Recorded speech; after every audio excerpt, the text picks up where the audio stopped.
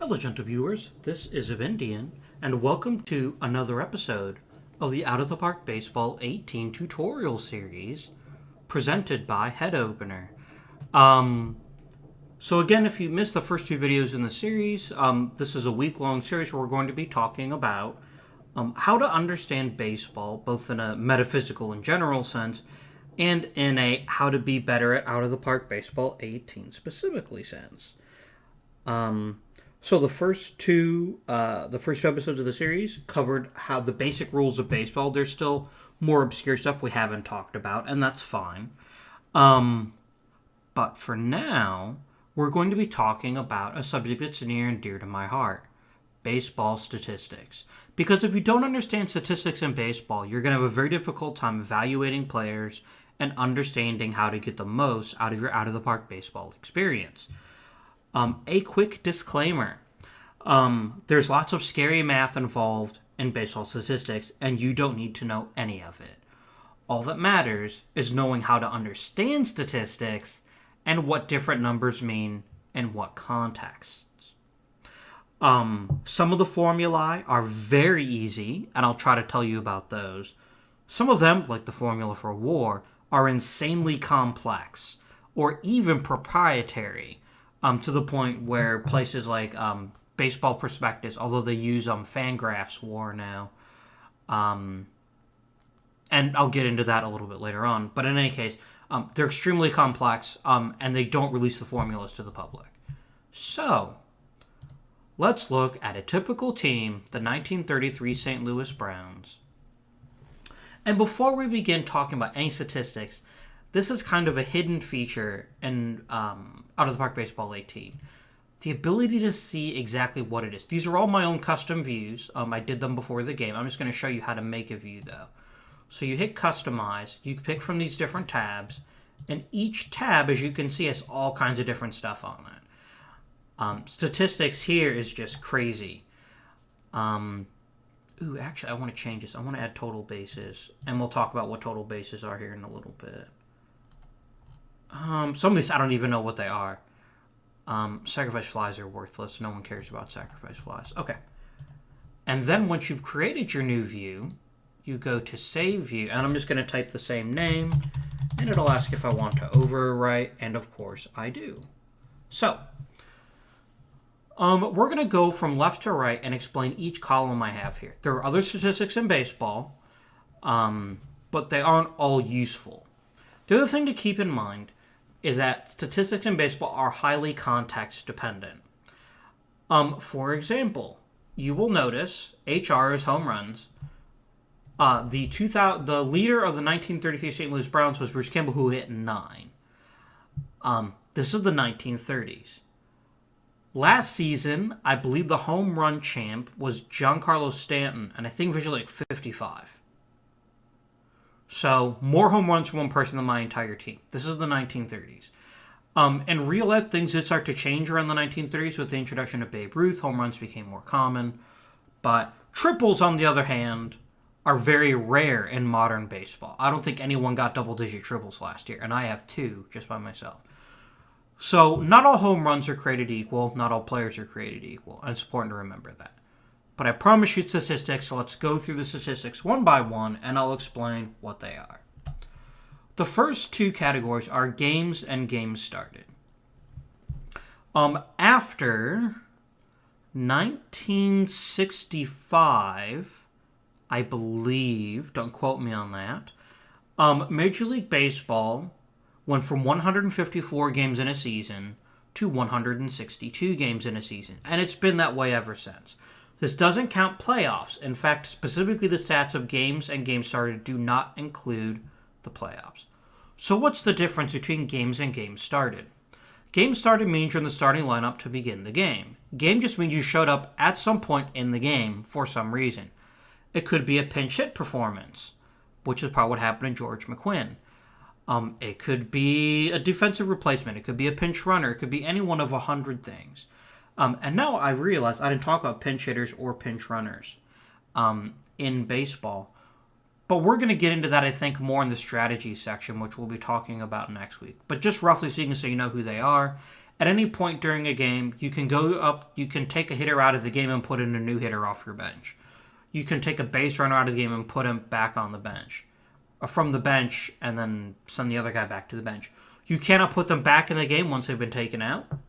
And if you take the pitcher out of the game, you have to change the pitcher, or you get weird stuff. And this happens fairly often in modern baseball, where like the shortstop will pitch an inning just because you don't want to put another pitcher in the game. Make sense? I think so. Okay. So those stats, games and games started, are very easy to understand. We call them counting stats because they're just something you count. There's no formula. If a guy's in the starting lineup, he gets a game started. If a guy shows up later on, he gets a game. Games will always equal. A game started will always equal or be higher than games. No, I'm sorry, I'm wrong.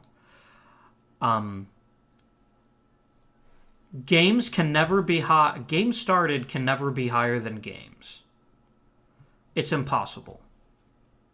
But the reverse is obviously true. George McQuinn started one game but appeared in 96.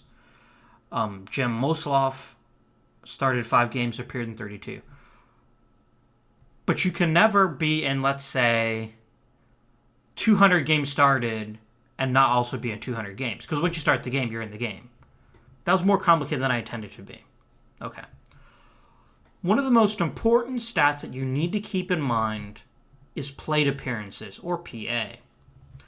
Every time a batter goes up to the plate, no matter what happens during the appearance, it's a plate appearance. And you will notice that plate appearances and at-bats differ wildly.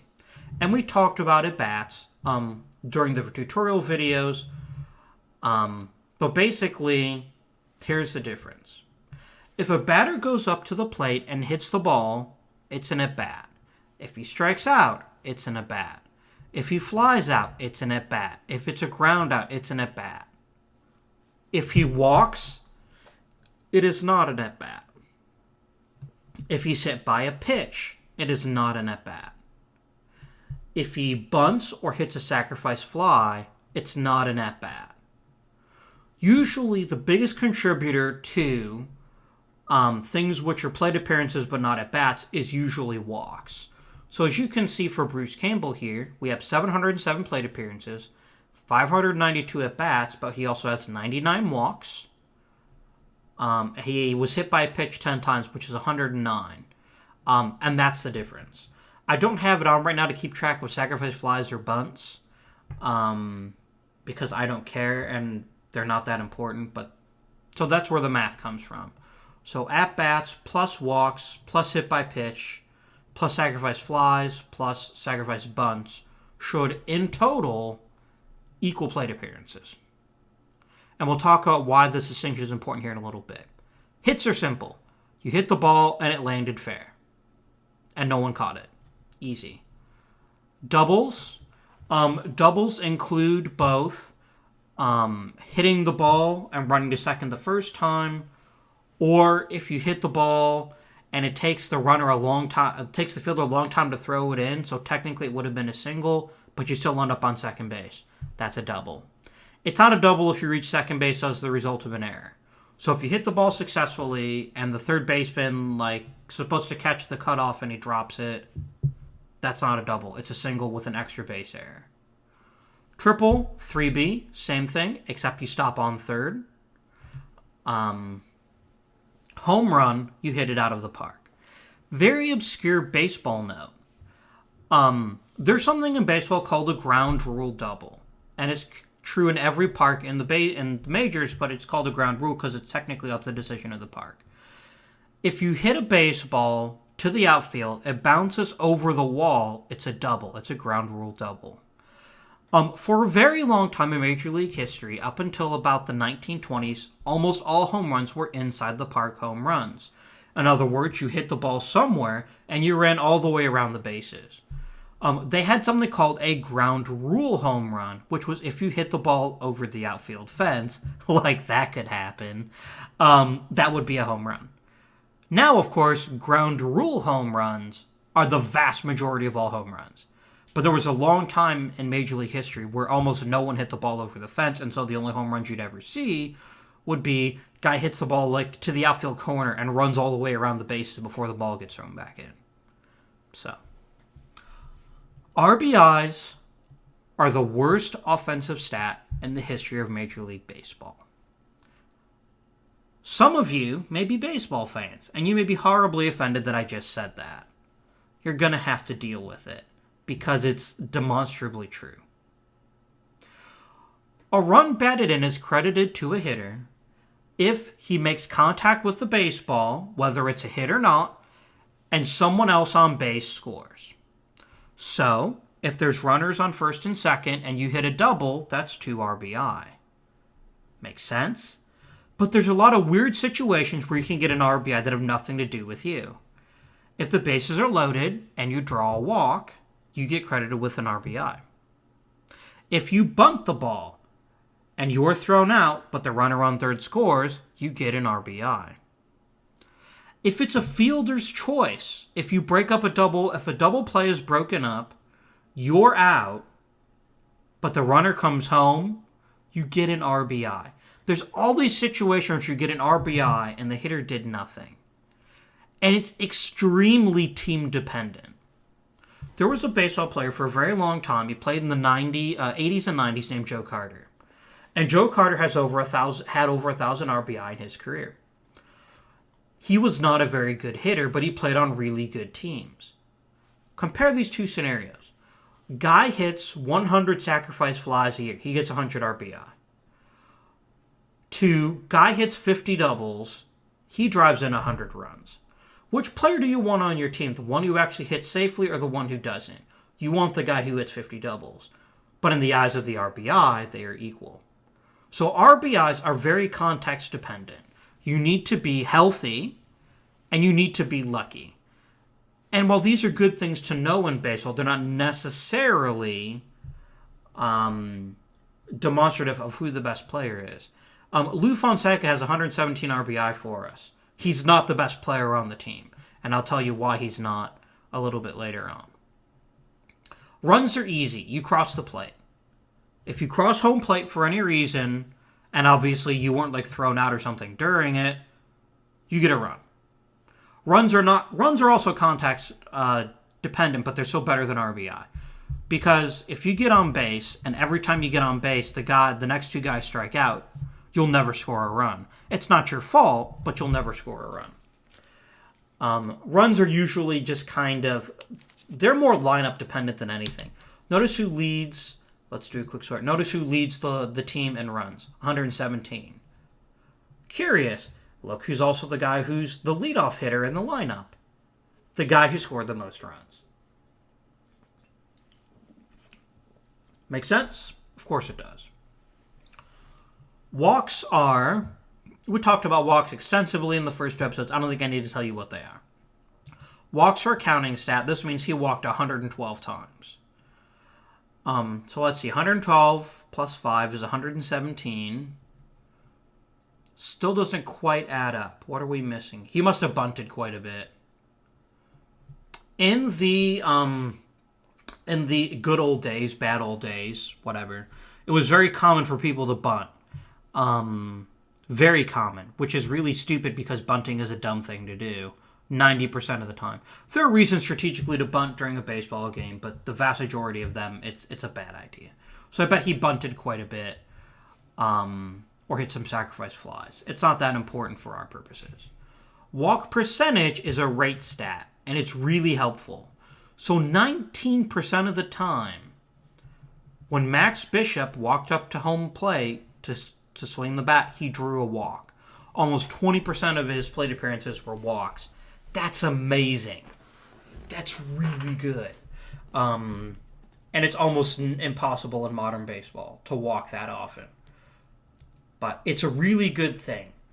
Walks are just as good as a hit 90% of the time. You can't advance runners with a walk normally, but it's important. IBB is intentional walk.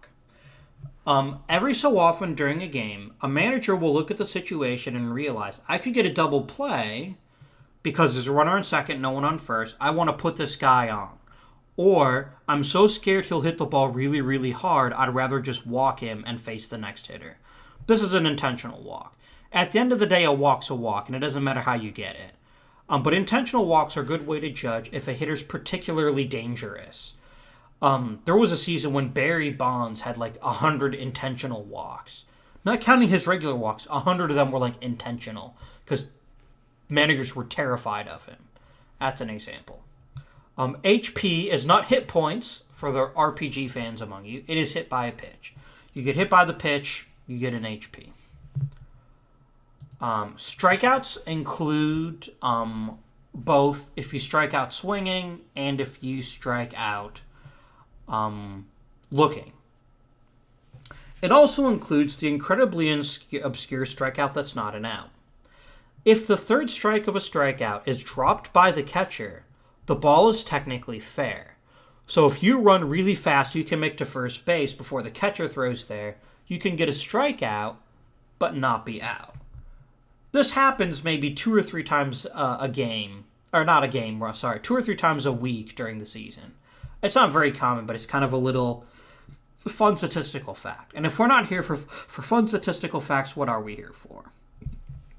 Strikeout percentage. Same thing as walk percentage, but for strikeouts. If walking in a lot of plate appearances is good, strikeouts are really bad. Technically, it's strikeouts by at-bat, because if you strike out, by definition, it's an at-bat. But they say strikeouts per plate appearance because they divide it by plate appearance instead of at-bats. But technically, if you strike out, it's automatically an at-bat. So, GDP is grounded into double plays. This means you were the guy that hit the ball when the double play was turned. You weren't necessarily the person who got out. For example, you could have bases loaded, and you hit the ball to third, and they flip over to second. You weren't out, but you still grounded into the double play. Extra base hits, every hit the person got that's not a single. If you had double, triple, and home run together, in this case it is 33 and 20 is 53, 62, you get extra base hits. Total bases is the total number of bases that a batter touched, if you want to think of it that way. So basically, it's hits, all singles are 1 base, doubles are 2, triples are 3, home runs are 4. Total bases. I'm not going to do the math. You can if you want, but it works out. Trust me. Batting average. For a very long time, and even now for very new fans of baseball, everyone thinks average is the end-all be-all. It's hits divided by at-bats. So 210 divided by 650 for our good friend Woody English works out to 323. And it's always presented, you always say 323, not .323. It's always a percentage. You could also say he hit the ball in 32.3% of his at-bats. Baseball fans always just say 333 or 323 or 183. We treat it like 100 instead of a decimal point. It's how it is. It's just one of those ways, you just kind of have to accept it.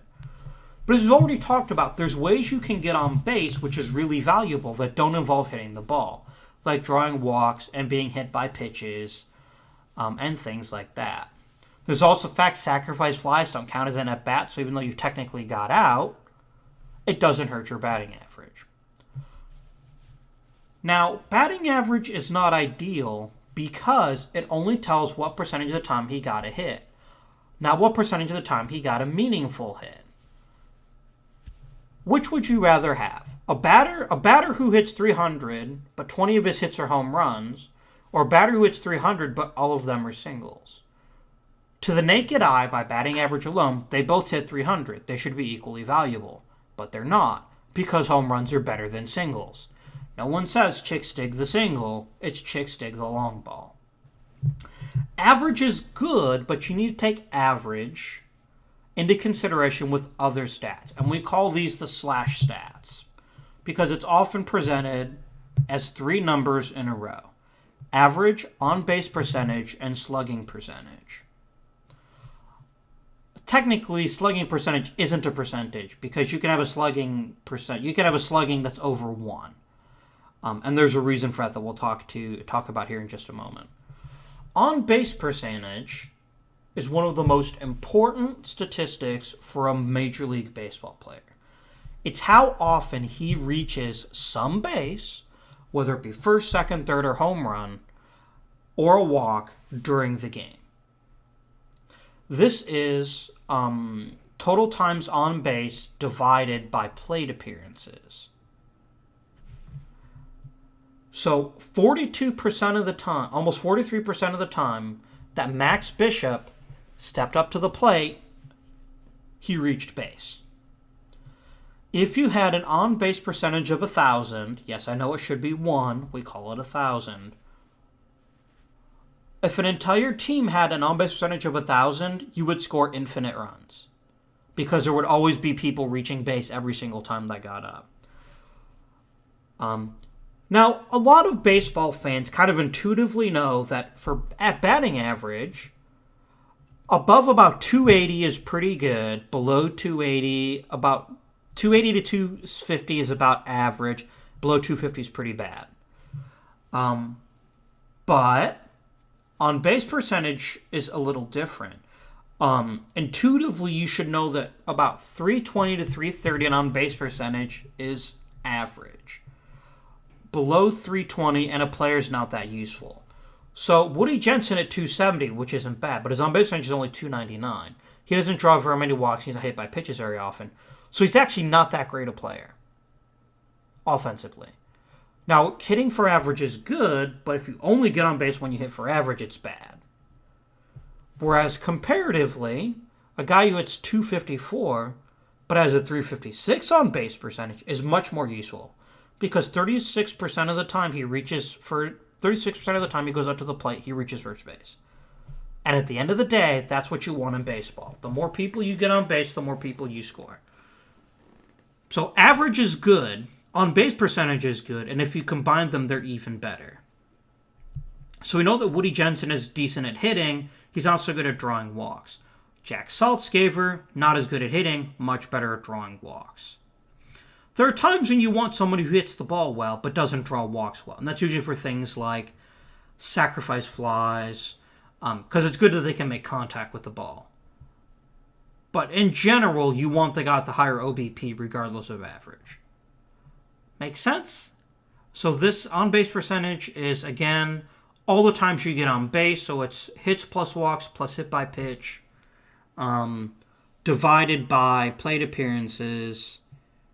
But they subtract like sacrifice flies and bunts because you don't actually reach base. No, that wouldn't matter because those are counted in plate appearances. So yeah, it's hits plus walks plus hit by pitch divided by plate appearances. There's something else in there, I'm sure. I just don't remember it.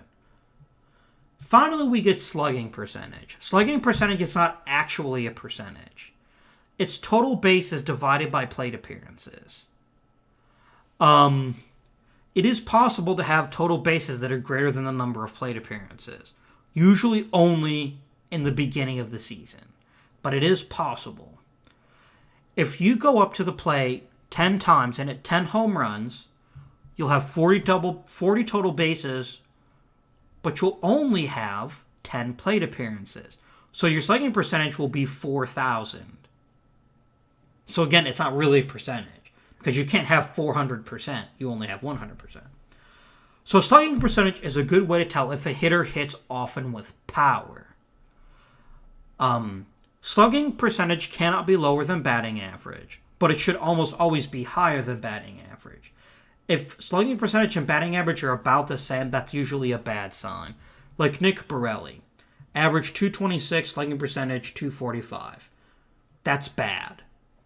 This means he hardly ever hits anything but singles.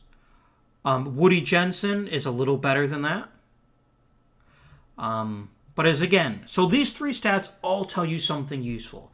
Average tells you how often they make good contact or get lucky. You can hit a really bad baseball that just kind of like evades the fielders through magic or voodoo, and you still get on base. On base percentage tells you how often they get to any base, and slugging percentage tells you how hard they hit the ball usually. So combined, we call these slash stats. Bruce Campbell is 318, 421, 486. That's pretty damn good. If you had all three of them together, you get what's called OPS, which is on base plus slugging percentage. Adding it doesn't really do anything. It just gives you a single number to tell someone roughly how good a hitter he is. These are all rate stats, though. So John Chapman hit 929, but don't crown him with the MVP race. He had 7 plate appearances. That's not determinative. Bruce Campbell had a 907 and 707 plate appearances. That's much more useful. I know we skipped 2. We're actually going to go back and talk about them here in a second. But I just wanted to let you know that average plus on base plus on base plus slugging is OPS, because average is built into on base percentage. You can never have an on base percentage lower than your average. A very useful statistic is isolated slugging percentage. This is slugging minus batting average. What it tells you is how often the person hit the ball and it wasn't a single. So again, this is a little bit geared toward people who have lots of at-bats. And this is another rate stat. So you have to make sure you consider both plate appearances and the number. So 222 means 22, it's not actually a percentage. Because again, it could be greater than 1,000. Again, in our situation where someone hits the ball 10 times in a row for 10 home runs, 4,000 slugging percentage, his ISO would be 3,000, because it'd be 4,000 minus the 1,000, because he gets hit every time, so it's 3,000. So it's not strictly speaking, but anything above 100 usually means they do a pretty good job of hitting extra bases. 169 is fantastic. Now, so I've given you a lot of new numbers to think about today. Let's try putting them, let's find some of the catch-all statistics that are really popular. I love weighted on-base percentage. Or weighted on-base average. That's why it's WOBA, not WOB.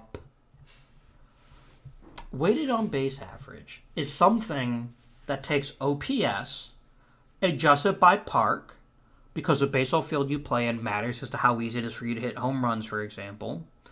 Weights it by league, because many times, like, the American League's better than the National League or vice versa. This adjusts it by that. And I don't believe it's adjusted by position. And it's a good single number to tell you how good a hitter is.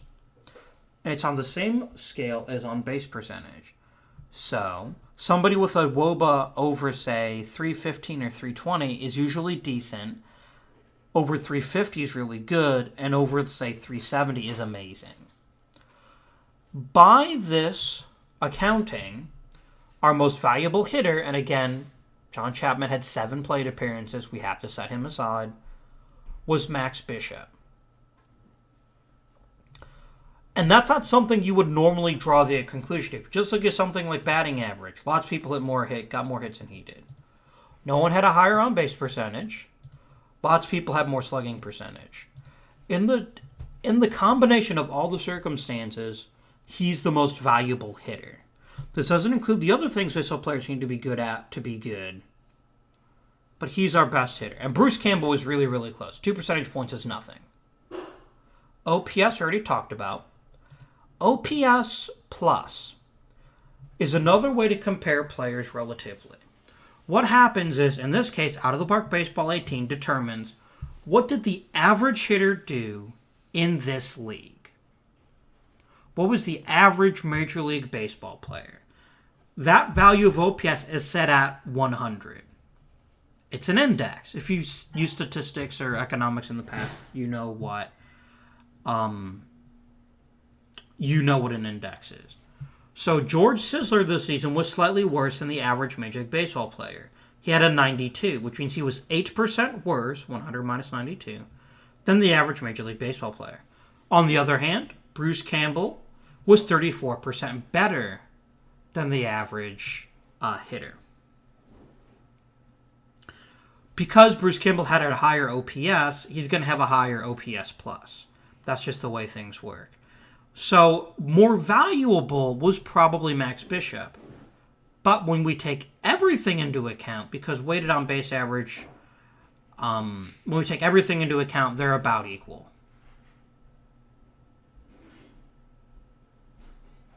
because OPS plus is how much better than average. So again, it looks like he's a better hitter, but that's because he hit for more power. WOBA actually weights power a little bit less than it weights getting on base. That's why it's weighted on base average. It considers the most important thing to be reaching base, which is absolutely true. So it's if two players have the same on base percentage. Two players have the same slugging percentage, and one has a higher on-base percentage, he'll get a higher weighted on-base average. So weight slugging percentage a tiny bit less. Obviously, you would love to have either Bruce Campbell or Max Bishop on your team. BABIP. We will talk more about this when we talk about pitching stats. And we're technically actually out of time, but you know what? We're going to keep going. This is going to be an extra long video, and I apologize, but I don't want to break this up into two parts if I don't have to. I want to finish with what we've got as quickly as we can. BABIP is batting average on balls in play. For hitters, this is a good way to tell if a hitter got lucky. If you hit the ball in play, this is what your batting average is. So this excludes home runs. Because if you hit a home run, you're guaranteed to get a hit, right? This is a good measure of luck. If the BABIP is close to the batting average, they're probably not that lucky. If it's higher than average, they're probably a little bit more lucky. Home runs are always hits. But singles aren't always. I mean, a single is a hit by definition. But just because if you hit the ball over the fence, you're guaranteed to get a home run. If you hit the ball somewhere in the infield, you may or may not get a hit. It makes more sense when we talk about pitchers. But it's a good way to put a high average in context. And it's important to look at a player's career stats. If the average is much higher than their career BABIP, you might expect them to start hitting a little bit worse later on. This is weighted runs above average. Weighted runs above average is a mathematical statistic. I guess all statistics are mathematical, aren't they? Weighted runs above average is a way to take all of a player's offensive contributions and just put them in a different way. It's not that interesting, but it does tell you about how many wins they provide offensively, because 10 weighted runs is approximately 1 win. You'll almost never want to do WRAA on its own unless you're trying to see how much of a player's contributions are offensive, how much are defensive, and how much are something else. And we'll talk about that now. Because we are now at the granddaddy of all statistics. You will almost never hear this if you watch a baseball game. This is because the people that announce baseball games are troglodytes and dinosaurs, and they don't accept new ideas very easily. It's just the way life is. Wins above replacement was a statistic I believe originally created by Baseball Prospectus. They called it WARP for wins above replacement player, and they decided WAR sounds even cooler. What happens is, through some complicated mathematics and some careful observation, they determine what's considered replacement level. In other words, if I picked a random guy out of AAA and promoted him to the majors, this is how I would expect him to do. That's called replacement level. It's called replacement level because it means if your hitter is right around replacement level, you can really easily replace him. So what you do is you take the weighted runs above average, in addition to the player's defense and base running, and there's statistics that generate that for you as well, add them all together and divide by roughly 10. It's usually a different number in different years. WAR is great for a number of reasons. First, there's a position adjustment. If a shortstop and a first baseman hit the same, the shortstop will get a higher WAR, because defense is judged based on your position. If you could have a really great first baseman or a really great shortstop, you're going to take the shortstop, because shortstops are much more involved in the average game, and all first basemen really have to know how to do is catch. First basemen don't need to know how to throw. That's WAR. It includes base running, defense, and offense. So you can roughly look And we see Bruce Campbell here has about 40 wins, weighted runs above average, which means of his 7.9 WAR, about half of them come from his offense. He was probably really good defensively, I bet. Let's take a quick look. I'll explain fielding stats here in a moment. Oh, yeah, he was really good defensively. We'll talk about fielding stats a little bit later on. If a player is really, really close, like this, so you'd expect 3.54 WAR from his offense alone. We maybe add in his defense, which I'm sure was above average, but not by much. It was actually a little bit below average. Plus his base running. And he stole 3 bases and only got caught 1. So it's mostly his offense plus the position adjustment. He plays second base. Second base is a super hard position. It makes sense. Fred Schulte, again comparing WRAA to WAR, virtually all of his value was defensive. And it makes sense. His on-base percentage is actually, OPS plus is actually less than 100. He was worse than average.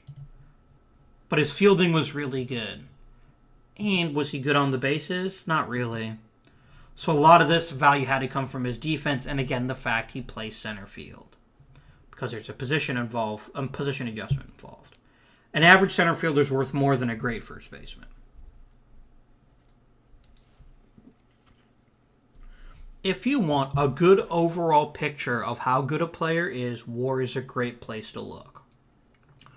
WAR has limitations. Some people think the position adjustment is too excessive. If you look at the game, for example, Lou Fonseca was a much better hitter than Fred Schulte, and yet Fred Schulte looks roughly as valuable because his defense was that much better. And some people think the position adjustment is excessive. For example, you can be a pretty bad hitter as a catcher but still generate 2 WAR entirely through defense. And again, that's just kind of the way things work. You just kind of have to accept it. So WAR also is a technically a counting stat, which means that players who have more plate appearances will get an advantage over players who don't. This actually proves that George Sisler is definitely past his prime. He was worse than the replacement level player despite getting lots and lots of PAs. We can't be too hard on John Chapman. He only had 10 games. A guy started 153, a little bit less. Okay. Stolen bases are easy. It's how many times you successfully stole a base. Caught stealing easy. It's how many times you were caught. Stolen base percentage, how many times is the number of times you were successful over the total number of times you stole a base. It's a true percentage, not like slugging percentage. So Woody Johnson and Jack Saltzgaber each stole a base successfully. They have a stolen base percentage up 100. Woody English was really bad at stealing bases. He had a 14.3%. Batting runs is very close to weighted runs above average. I don't believe... Yeah, it actually does include replacement level. You'll almost always see them to be quite close. Weighted runs above average, I believe, includes a little bit of base running and or something. There might be a position adjustment. To be frank, I hardly ever use this stat. Batting runs, again, tells you, when we talk about WAR, how much of the value comes from offense, how much comes from base running, and then you can't see defense on the screen, but if you could, that would make up the rest.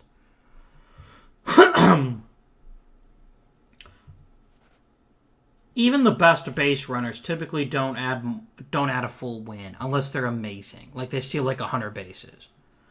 But it's also important because base running runs, which is technically what BSR means, base running runs, we just call it base running, also includes the ability to say, if I have a hitter and he hits the baseball and I'm on first and I get to third during the single, that's accounted for in base running. It's not accounted for in stolen bases, but it is accounted for in base running. They get extra credit, in other words, if they add that extra base. Woody English is actually pretty bad on the base pass, and we kind of suspect that since he got caught nearly every time he stole the base. Those are the most important offensive statistics, I think. When I'm evaluating players, well, you know what? We'll save that for next week. Because now you'll be able to see how I put statistics plus ratings in to evaluate whether players are good or not. So purely by award, the best player was Bruce Campbell. because he provided a combination of really effective offense. About 4 of those wins, again, came from offense. Plus pretty good defense at right field. And right field is not a position that gets a big position adjustment. So this means he was a really good right fielder. And he was pretty decent on the bases. Not great, but decent. Max Bishop was really great offensively, but he played second base less well, even though it's a more difficult position. He was okay on the bases. Not great, but okay. So WAR is generally a great way if you need just one statistic, you want to eyeball a player, see how good they are, this is how you can tell. It also really, really works well as a way to judge all hitters. So the very best hitter this year was Dixie Walker for Pittsburgh, but I bet he didn't win the MVP. I bet he didn't even rank. Let's see here. Did he get an award?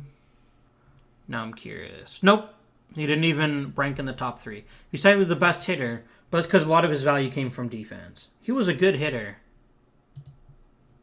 but his defense was off the charts, and he played center field. So, be that as it may, that's hitting statistics. We're going to talk about pitching statistics now, because a lot of pitching statistics are the inverse of hitting statistics, which is why I do this first. There are statistics here, I have no idea what they are. I'll be completely frank with you. I don't know what they are.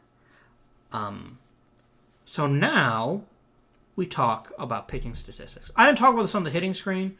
B is what hand they bat with. T is what hand they throw with. If you ever see B, it means they're a switch hitter. So if we take a quick look at batting, I think I've got a couple Oh, I don't have any switch hitters. That's weird. Switch hitters can hit with either the left or their right hands. Everyone else usually favors one. Game started. Same way it works as a hitter. A guy like Ed Hoiser is a reliever. He's pitched in 35 games but started none of them. A guy like Larry French is a starter. 36 games, started all of them. Wins for pitchers are very specifically calculated. Wins are not a great stat. I'll be totally honest with you. But they're a very easy, quick and dirty way to judge which pitchers were good. A win is given to a starting pitcher if he pitches at least 5 innings and exits the game with the lead, and the other team never ties the game at all. That's all you need to do. You can pitch really badly and get a win. If I am a pitcher and I give up 25 runs, but my offense hits 27 runs and I leave the game, I get credit for a win. I had a really bad day, but I still get a win because my team was that much better. That's a win in Major League Baseball. If you're not the starter, you have to be the pitcher on the mound when your team takes the lead for good.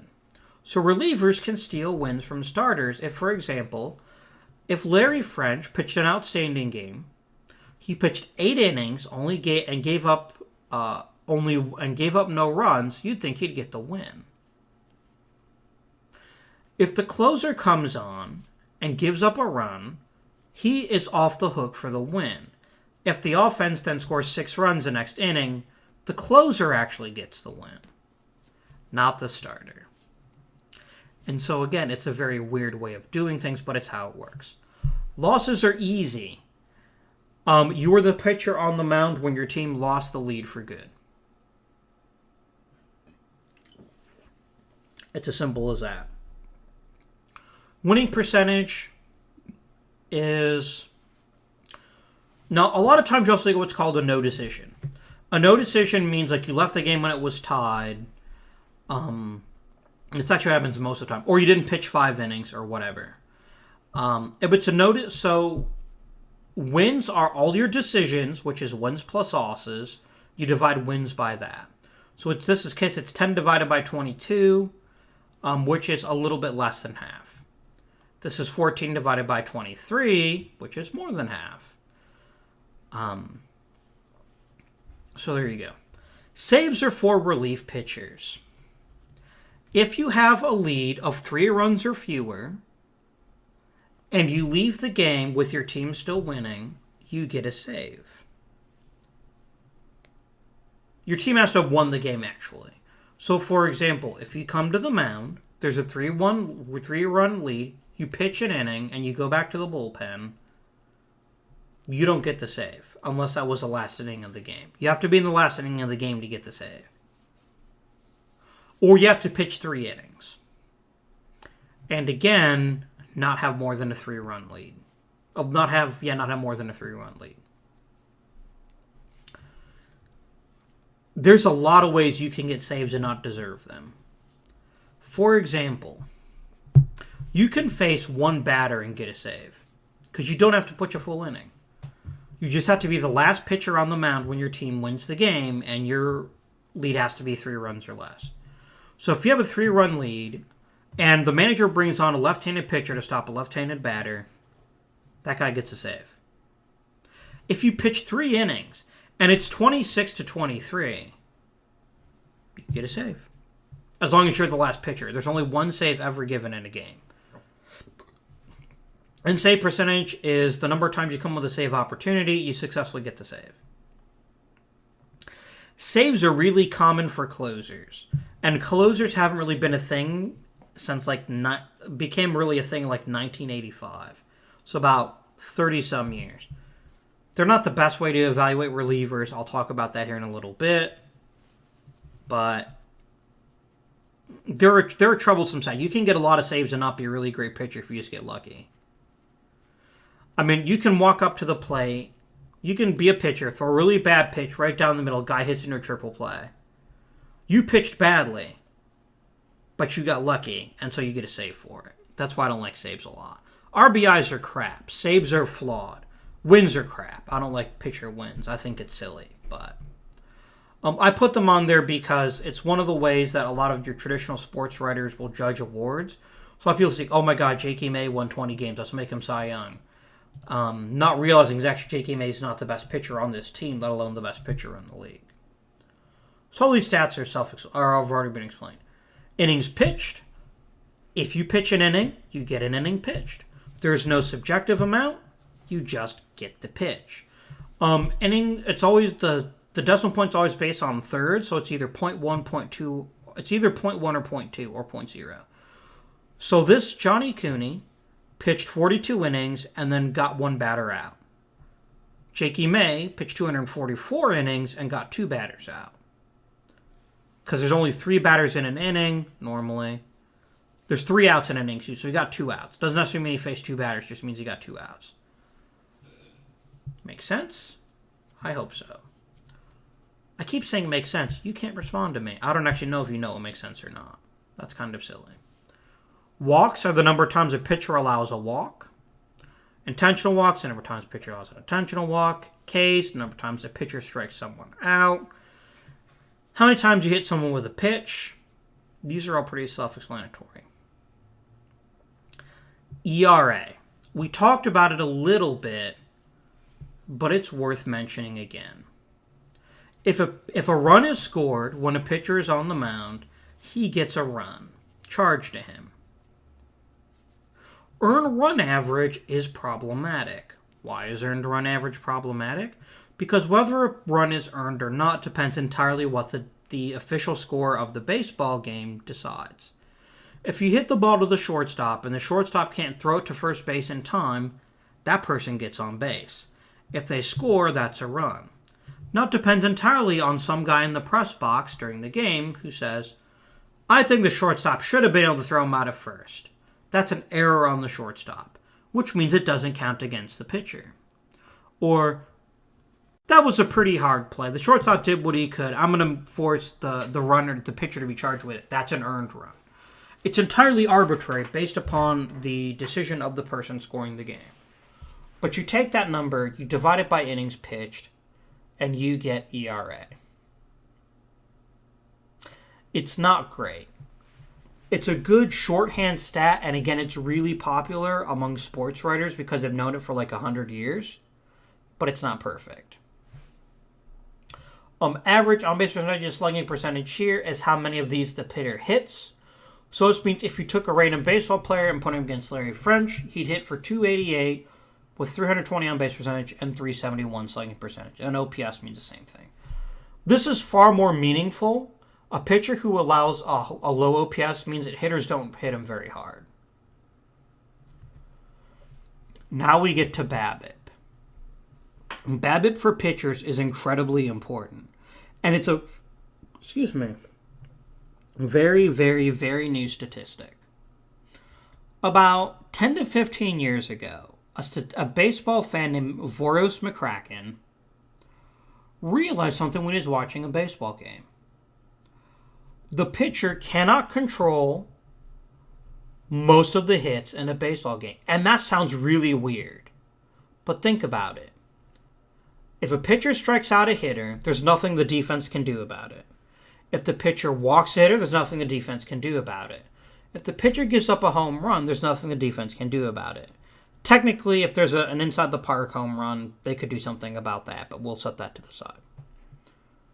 In every other situation, whether a ball is an out or not, depends entirely on the defense. And this is where BABIP was developed. This is the batting average allowed by the pitcher on everything that's not a strikeout, walk, or home run. And it is a fantastic way to see if a pitcher is lucky. It is impossible to have a BABIP less than your average. But if it's really, really close to your average, it means you weren't so lucky. If there's a pretty big gap, it means you were pretty lucky. BABIP was a revolutionary statistic for pitchers because all of a sudden you could tell if a pitcher was really lucky. Most pitchers in most situations will give up about 280 to 290 in BABIP. And it really depends on your defense. It depends on the year. It depends on lots of different things. But that's a rough idea. You also want to look at a pitcher's history. So let's take a quick look at Larry French. You have to dig a little bit for this. Oh, it's actually right here. Perfect. His career BABIP is 311. So if he allows an average, so if his BABIP in a given year is around 311, it means he's about as good as he should be. He was really unlucky in 1929, and the record proves it. He was really lucky in 1928, and the record proves it. So BABIP is a really great way, when compared to a pitcher's career average, to see how good they are. Some pitchers are really, really good at this, and we don't know why. Greg Maddux, if you look at Greg Maddux's career BABIP, it's way lower than every other pitcher in the league, and no one knows why. But it was consistently low. There was something about the way Greg Maddux pitched that either made him very easy to field or very hard for the hitters to hit him. And we don't know what. WHIP, if you ever played fantasy baseball, you know what WHIP is. WHIP is walks plus hits divided by innings pitched.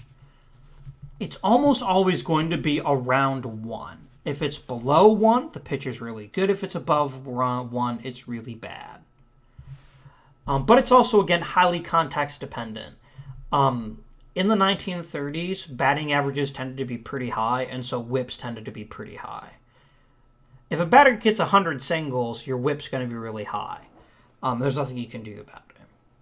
For pitchers, it's really important to go for rate stats, and this is a great way to tell you how good an actual pitcher is.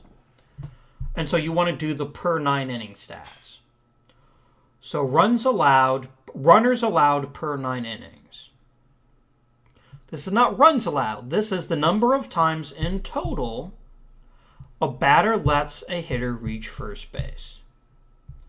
So it should be, it's basically hits, walks, and hit by pitch combined divided by 9 innings. So in an average game, you could expect Larry French to let 12 people reach first base. Or base past first base, whatever. So you add all that up and you divide it by 9 to give you a per game average. Home runs per 9, pretty easy. You take the number of home runs, divide it by the number of innings pitched. You take the number of home runs, I have to remember now how they do home runs per 9. No, you do home runs divided by innings pitched and then divide that number by 9. That's right. So this is runners allowed divided by... No, it can't be divided by innings pitched, can it? So this is what I mean when I say I don't know all statistics perfectly. Had he really allowed that many hits? Oh, let's look at his hits allowed. I don't think I have that on here, do I? Let me see if that's actually a stat I can add here. And again, I know this episode has gone way over, but I hope you're finding it helpful. Where is hits allowed? Really? Ah, here we go. HA, hits allowed. There we go. Oh, wow, yeah, he really did allow a lot of them. So it's hits allowed divided by innings pitched, and then you divide that number by 9.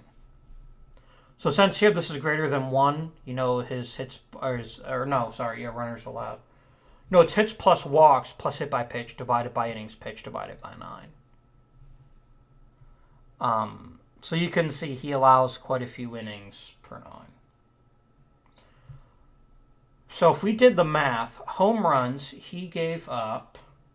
I only have the rate stats on here. That's because I trust the game to do the math. I'm actually going to go and delete the... I'm going to leave the hits column on it for now, but I won't save it. I trust the rate stats more than how many total he's given up. If we click on the pitch, we can find how many home runs he gave up. He gave up 11. Is it just 11 divided by 9? No, because then that would be greater than 1. Yeah, it's got to be 11 divided by innings pitched. Let me try that out. I'm going to actually do the math on my phone really quick just to see if I've got the correct formula. So let's see. We need calculator. No, not camera. So we do 11 divided by 242 divided by 9. It comes out as 0.005. That is not remotely right. How the hell did they sort it out?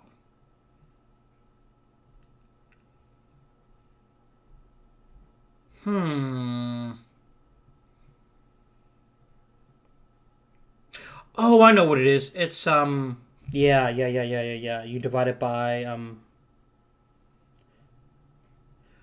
yeah, so if I remember, I'm going to try something really quickly and then I'll see if I can explain it to you. So first we do this. Okay, let me do... Yep, got it. Okay. So what it is it's innings pitched divided by 9. And then you divide home runs by that new number. Okay. Sorry about that. I promise there wouldn't be that much math, but I guess in this case we have to have it. That makes much more sense for the numbers we're expecting. So that's true for all the per 9 stats. You divide innings pitched by 9 and then divide the total number of hits or home runs or walks or strikeouts. Divide that by 9. Strikeout per walk ratio is one of the best ways to tell how good a pitcher is. It's number of strikeouts divided by number of walks.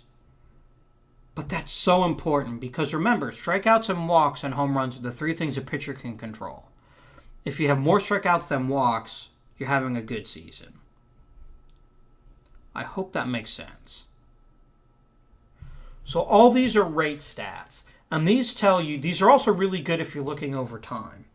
You can tell if a pitcher's getting better or getting worse. Here, French is getting better.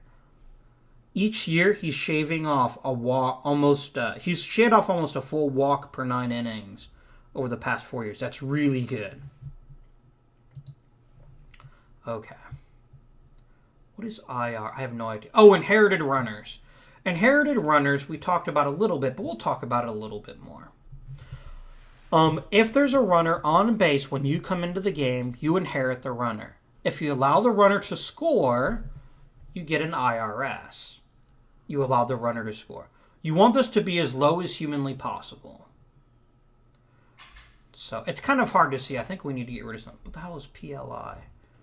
Oh, that's leverage. Okay, that makes no sense, but I'll explain that here in a second. So if we take a quick look here... Johnny Cooney only allowed 40% of runners to score as opposed to Johnny Stewart, which means I probably need to promote Cooney to be the last reliever, the stopper, next season. Okay. Pitching leverage is how important the innings are when the pitcher enters the game. So whether the game is tied, whether there's only a one-run lead, whether you're down by a run, those are all far more important situations than if they aren't. So this tells you roughly, the higher the number, the more important the innings. And Hoyser wasn't used, and it wasn't very important when he was used. You'll expect a starter to be right around 1. You'll expect relievers to vary much more widely than starters. Starters should all be around 1. If the pitcher leverage is above 1, it means the innings were much more important, which means they were much more difficult. Which means pitcher leverage is a decent way to see how many runs someone scores when someone is on the mound. They didn't score as many runs for Mel Harder as they did for Jakey May. I don't believe run support is available here. I wish it were, but I don't think it is. It is here. RS and RSG. Okay. Yeah, good. And we'll notice this is actually the reverse of what I expected. Huh. Maybe the offense just didn't... maybe the other team just hit really, really well against him or something. Again, pitching leverage isn't so important for starters. It is for relievers. Okay. Quality starts are pitcher pitches 6 innings and allows 3 earned runs or fewer. That's it. You could win the game. You could lose the game. But you pitched fairly well. I think quality starts are a much better barometer of pitcher quality than wins. Because it's not timing dependent. It just matters how well the pitcher pitched. If you allow 3 runs or less and you pitch at least 6 innings, you get a quality start. And this is the percentage of the starts you make that are quality. So Jakey May actually had a really good year. Complete games, a pitcher pitched all 9 innings, or if you are the home team, you don't have to pitch the 9th inning if your team is winning. So it could also be 8 innings, but it's usually 9. Easy to figure out. Shutout, you pitch a complete game and the other team scores 0 runs.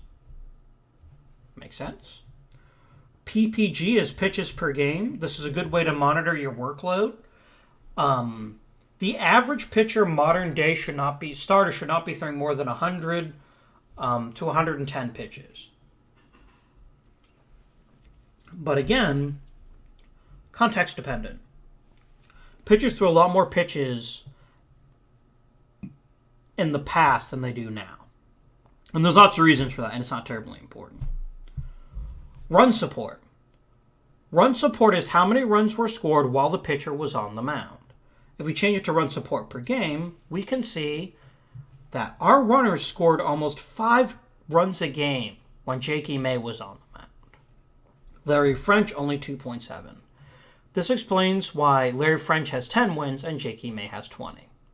There's another reason why wins aren't so good, because it just depends on how many innings you pitch and whether there's a lead. If they're scoring 5 runs a game, you're going to get a lead in a lot of those games. GO percentage. Remember how we talked a lot about BABIP? GO percentage is the percentage of balls that are ground outs.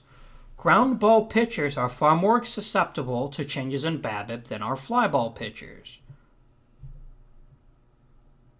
I hope that makes sense. There are more ways a ball can be a hit if it's hit in the infield or not be a hit. But you really want pitchers to hit you want hitters to hit as many ground balls as possible, because ground balls can't be home runs. By definition. I mean, I guess it'd be an inside the park home run. But again, those are pretty rare in modern baseball. So ground ball percentage is super important. And it's something pitchers can control. Pitchers that tend to throw pitches like sinkers, pitches that dip into the dirt, are more likely to hit ground balls. So assume 50% is baseline. Half their pit outs are ground balls, half are fly balls. If it's above 50, they allow more ground balls. If it's below 50, they allow fewer ground balls. ERA plus, just like OPS plus, this takes a pitcher's ERA and it compares it to league average. Here you want a low number, not a high number. So Ed Heuser is 64% more, has given up 64% more earned runs than the average pitcher. I'm sorry, no, they actually do properly do it. Okay, good. So Ed Heuser was 64% better, had a 64% better ERA than the average pitcher. Jim Turner was about 15% worse. But there's also this amazing stat, and I don't know how it's calculated, but it's amazing. Fielding independent pitching. This takes runs earned only. It doesn't include earned runs.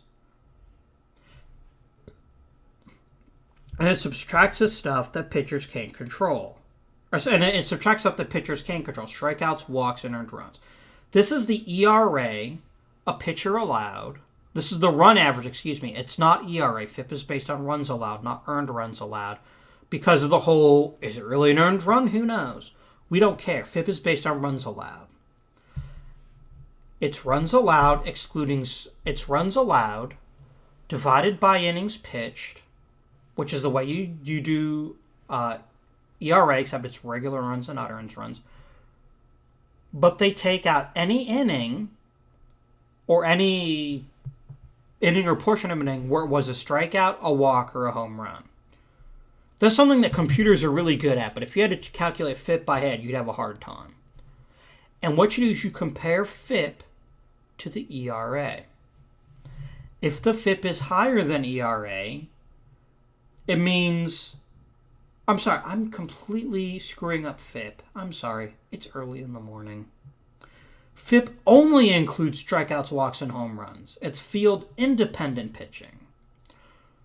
So this is more proof that Johnny Stewart was really lucky because his FIP is higher than his ERA. If the FIP is lower than the ERA, it means you are generally unlucky, like Johnny Cooney. This means Johnny Cooney was really good at pitching, but his fielders let him down. Or if we look at, say, Larry French, 3.12 FIP, 3.31 ERA. Make sense? I hope it does. Now I need to check something super quick. FIP minus is adjusted field independent pitching. So it takes whatever baseline for the league. It's usually 4. 4.0 is roughly speaking FIP. Anyone above it gets the increase. Anyone below it gets the decrease. So we see that Johnny Cooney was really victimized by bad luck or just bad fielders.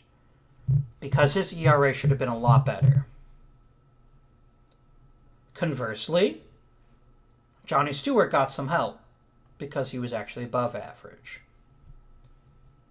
Mel Harder was about as good as his ERA suggests he was.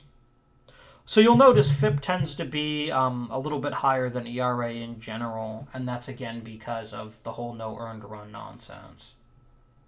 You can get a FIP lower than your ERA. You see it here with Milt Schaffner, but typically it's actually a little bit higher. So here's we can see Jakey May was actually a bit lucky.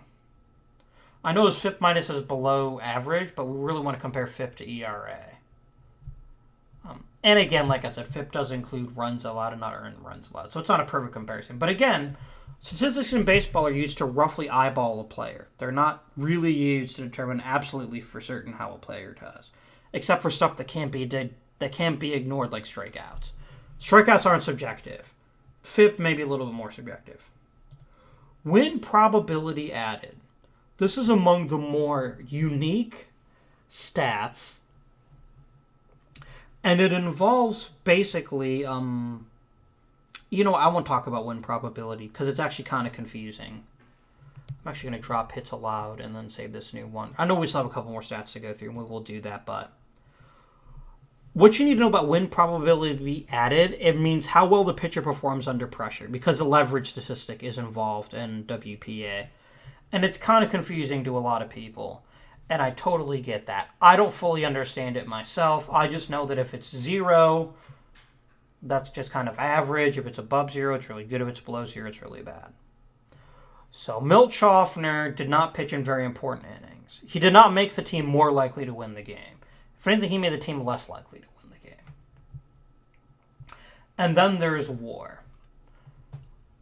Now, because WAR is based on innings pitched, it is almost always going to favor pitchers who pitch a lot of innings. You're probably like, what? Duh. Touché. Which means that relievers will almost never have very good WAR. And starters almost always will. So a pitcher pitches a lot of innings really, really well. They're going to get a much bigger boost than a pitcher who pitches less innings not as well. And I don't know exactly how WAR is calculated for pitchers. I don't know exactly. But clearly here it says Tommy Thomas and Leigh French were about the same.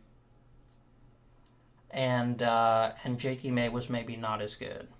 And it really likes strikeouts. WAR really likes strikeouts and really hates walks. So if you've got a bad strikeout to walk ratio, you'll typically have a lower WAR. And that's kind of Jakey May's problem. Tommy Thomas pitched so many innings, he overcame that. May really wasn't able to. Don't get me wrong. This is an amazing starting staff. Milt Schaffner was the worst, and even he was 2.5 wins better than replacement. So good. Okay.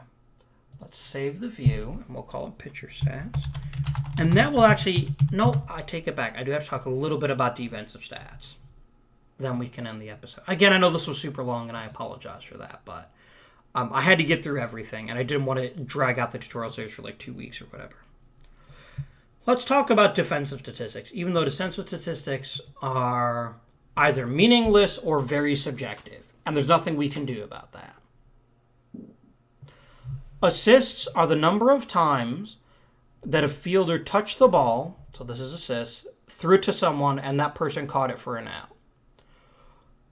It's a meaningless statistic because it's always going to be second, third, and short are going to have the most, and outfielders will have the least. Outfield assists are actually far more interesting because it means you had to have a really strong arm. So Fred Schulte had 12. Bruce Campbell had 14. That's really good. Putouts are the number of times you caught the ball and the batter was out. And again, it's always going to be first baseman because the vast majority of balls in baseball are ground outs and the vast majority are caught by the first baseman. Errors are entirely subjective. When the batter gets a base he shouldn't have gotten, either he reaches base successfully or gets extra bases, the official scorer charges him with an error. It is 100% subjective. 100%. Errors are an awful way to judge defenders. Because if you get to a lot of baseballs, but you fuck up when you get to the baseball, you get an error. But it's far more impressive if you got to the ball in the first place. If you dive like a foot to stop the ball from getting past you and then you make a bad throw, it looks like you played bad defense. You actually played good defense. But you get penalized for it.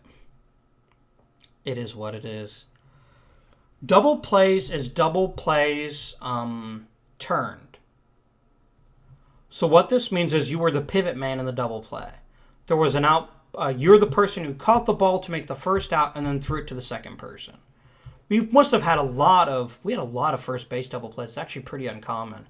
Usually second base and short get the most double plays. We actually had a weird season. Must have been a lot of stuff where like the first baseman was pulled off the bag and then he threw it to the pitcher covering first. It happens.